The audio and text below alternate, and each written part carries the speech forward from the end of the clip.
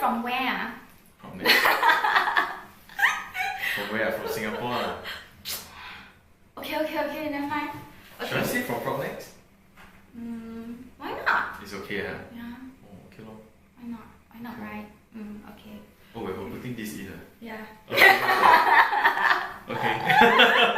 Hi, Jason from Propnex. I'm Bibi from Singapore. Yeah. Okay. Today we are talking about HDB, right? Yes, HDB. correct. Yeah, the market trend about HDB. So, what do you think is the market trend for HDB right now?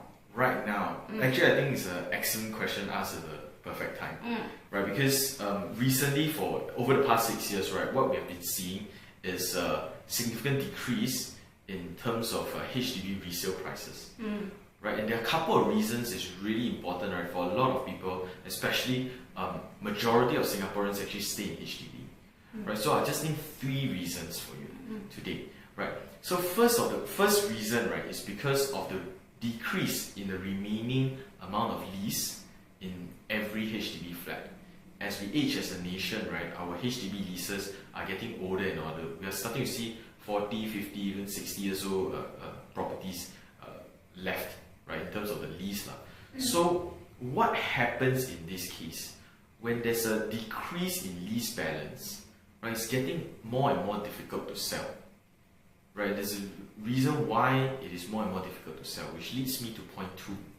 Right, for point 2, which is also due to the first reason, right, with the fact that Singaporeans have always been loving the BTO is because they are purchasing at a much lower pricing, subsidized pricing, and they have a high amount of grant.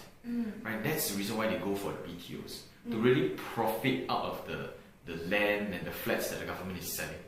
Right?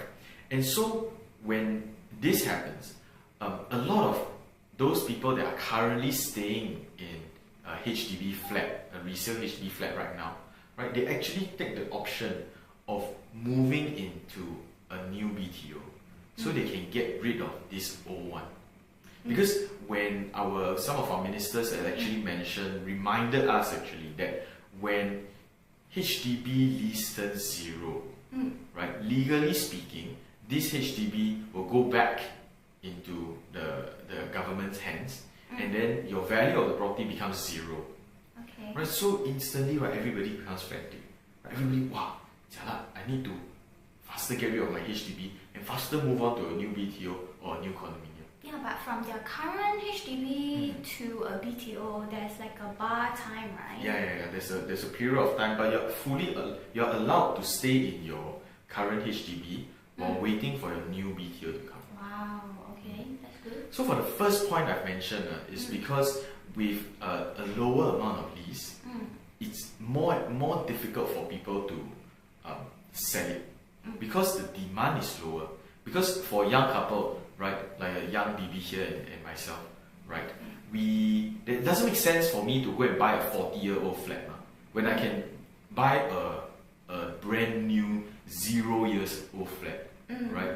So the demand is not there. So there's a decrease in demand as the HDB lease gets older, right? So I've addressed the demand side.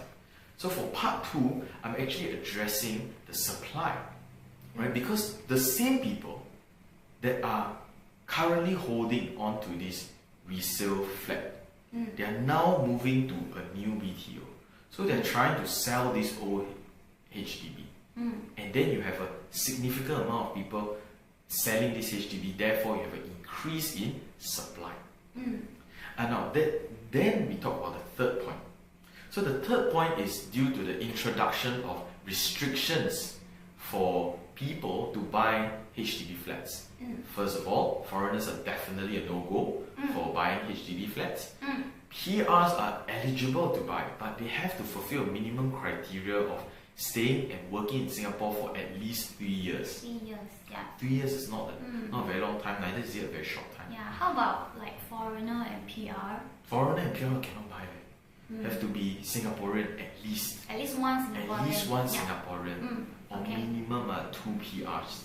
Then you can purchase an HDB. So you see, the third point is also addressing the fact that there's a decrease in demand. So you have 2 points. The first and third point I've addressed how there's a decrease in demand for resale flats. And then the second point I mentioned about how there's an increase in supply of these same HDB resale flats. Therefore, we are experiencing what I call a double whammy, which is you have an increase in supply, you have a decrease in demand. Guess where the prices will be going?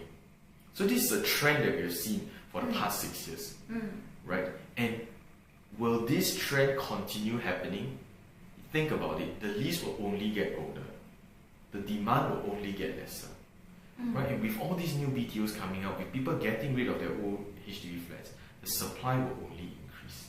And therefore, until a time we have new interventions or new implementations of policies to protect such pricings, we will see either a balance, a neutral state of price, or you'll start seeing prices go even further.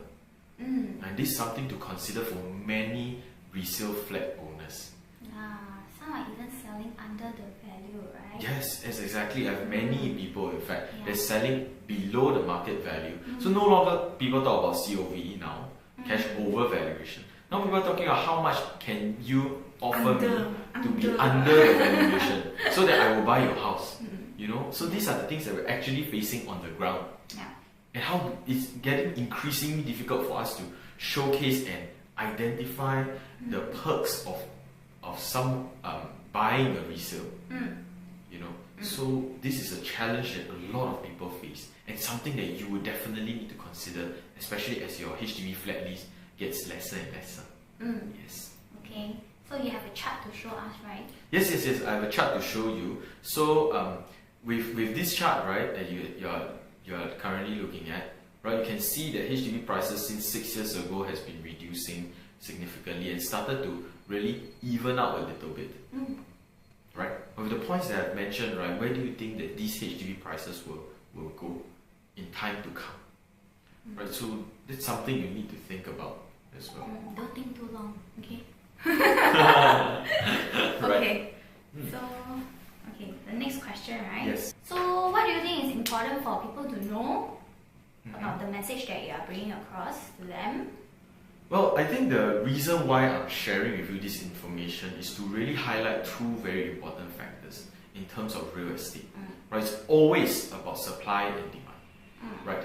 With this information, you'll be able to identify, because what I've experienced is that I've witnessed so many clients, right, that is facing this same problem, right, this same challenge, right, where they had people that had purchased a resale flat maybe 6 years ago, right, versus those same clients, right, that have decided upon purchasing a private residential, whether it's in new developments or whether it's in resale. There's a very significant lifestyle difference, net asset value difference between these 2 groups of people.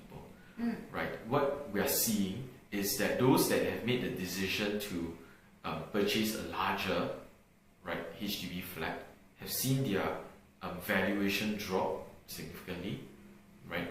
And there's another group of people that have decided to move to a new condo. It may be smaller, right, or either a brand new condo or a resale condo, have seen their prices and valuation increase. Right, in terms of retirement in the future, right, having a nest egg, right, an asset valuation, right, basically your property, a higher amount would definitely be something that most Singaporeans would want, and something that you can really leverage and capitalize on as you retire. True. So, what's stopping someone that has seen an increase in his value of his private property to sell off this same property that has made a profit already and go and downgrade into HDB for retirement and keep maybe 200,000-300,000 in his pocket for his retirement? You know, that sounds like suddenly such a much more smarter and more better plan. Correct. Right? In terms of I mean, as we grow older, we definitely need to think a little bit about retirement as well. Money is important, right? Yes, it is. Not how you eat cha peng, all that, right? Cai peng, all that need money, right? Yes, definitely. Okay. But the best case scenario is to not eat all this cai peng. I mean, why I wouldn't want to retire and eat cai peng all my life. Eat healthy, eat healthy. I'd rather eat Din Tai Fung every day. Hello? Be better, That's not healthy, okay? Not healthy, but that's the lifestyle. I mean, you want to retire happy, right? You don't want to retire and you just like, wow, 很辛苦, you know what I mean? Yeah, of course lah. Yes. Forget papa, better, right? Yes, correct. Papa means 淘宝, okay. Okay, this is the first video that we have ever done. And I hope you guys enjoy and get really a lot of information out of this guy over here. Yeah. Thank you for having me. And if you have any inquiries or any questions about property or anything you want to ask him, yeah, just feel free to comment at the section below and let us know, and then we will try to do as many vlogs as possible. Yeah. Okay, that's all for today, and thank you so much for watching till the end.